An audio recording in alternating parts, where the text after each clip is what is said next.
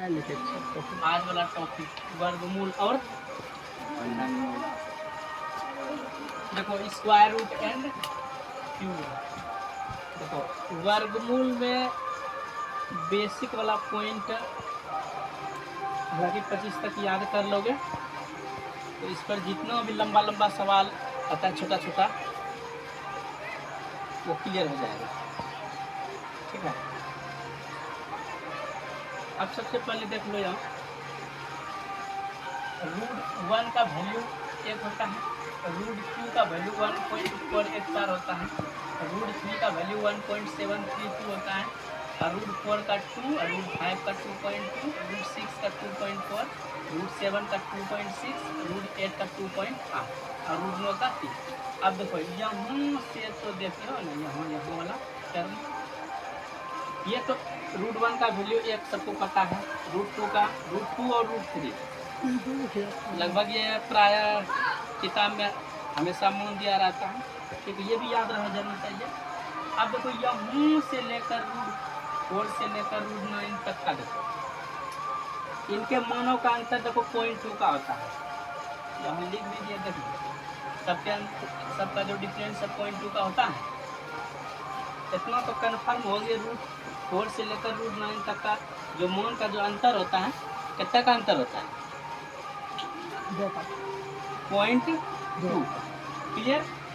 अब देखो यहाँ से फिर बढ़ना है, √10 का 3.1, √11 का 3.3 और उसके बाद √12 का 3.4, √13 का 3.6, √14 का 3.7, √15 का 3.2 और √16 का 4 और √10 से लेकर √16 तक, यानी √10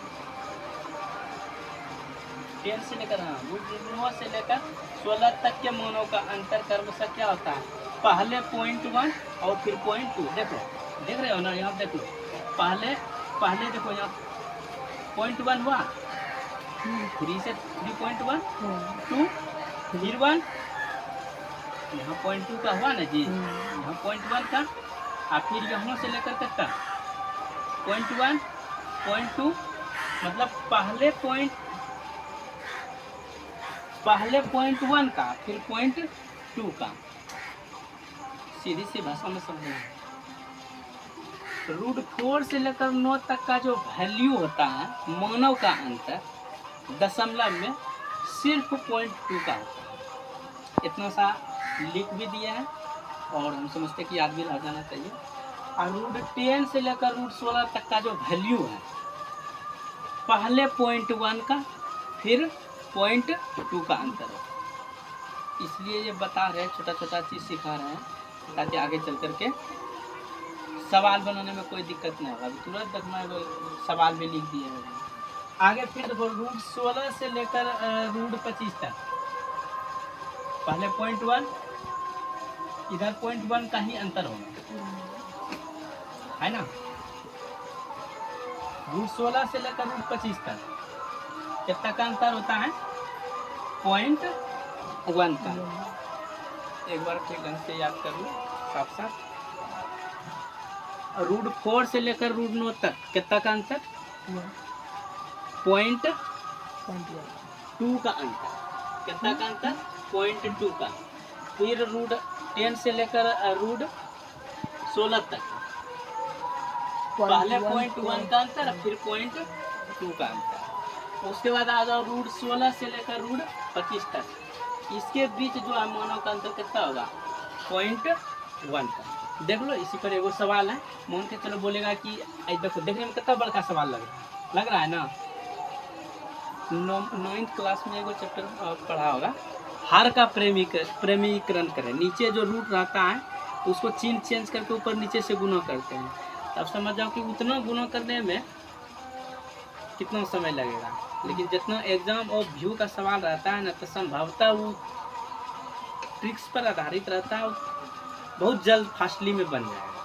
तो देख लो लिख भी दिए हैं एक सवाल।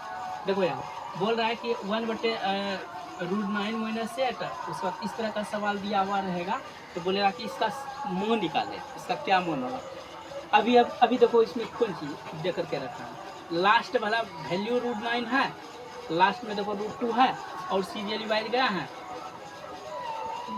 गया है √7 और देख रहे हो एक माइनस एक प्लस एक माइनस एक प्लस एक माइनस प्लस है ना। अब यही से दिमाग लगा लो कि √2 से लेकर 9 तक का वैल्यू का अंतर कितना होता है, कितना होता है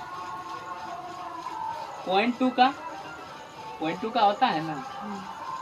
क्या है देख रहे हो ना, एक प्लस एक माइनस गया, एक प्लस एक माइनस गया, एक प्लस एक माइनस गया, बचा क्या, यही ना जी। √2 से लेकर 9 तक का जो वैल्यू है अंतर कितना है 0.2 का है, तो √2 और √3 का, √3 और √2 का।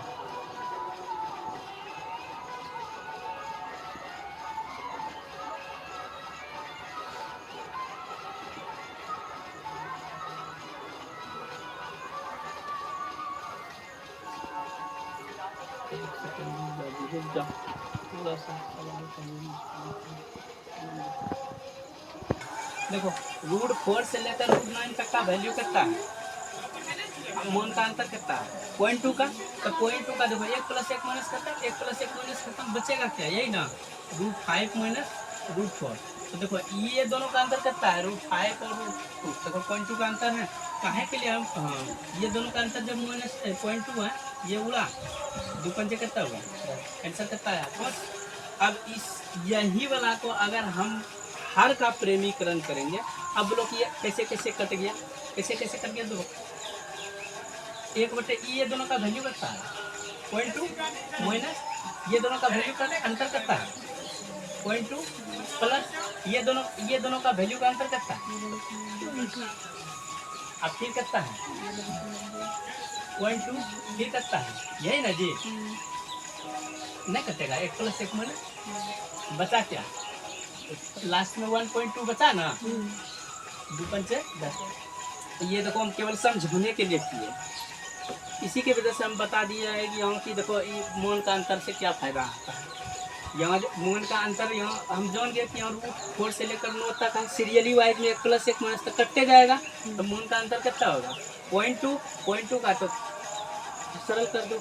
नहीं तो एक और सफिशियंट विधि है, हालांकि ये तो ऑलरेडी एकदम सवाल वो एग्जाम वो व्यू से एकदम सारा सवाल एकदम ट्रिक्स पर ही आधारित रहेगा। अन्यथा हर का भी प्रेमीकरण करोगे, नीचे जो हर आता है हर का प्रेमीकरण करोगे तो चिन्ह चेंज करके ऊपर नीचे गुना करना पड़ता है, और ऊपर नीचे गुना करने में कितना समय लगेगा वो तुम लोग को पता है, ठीक है। इसी के वजह से हम एक छोटा छोटा बात बताए, आया समझ में।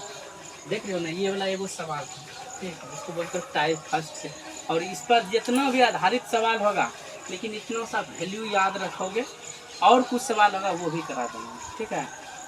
चलो।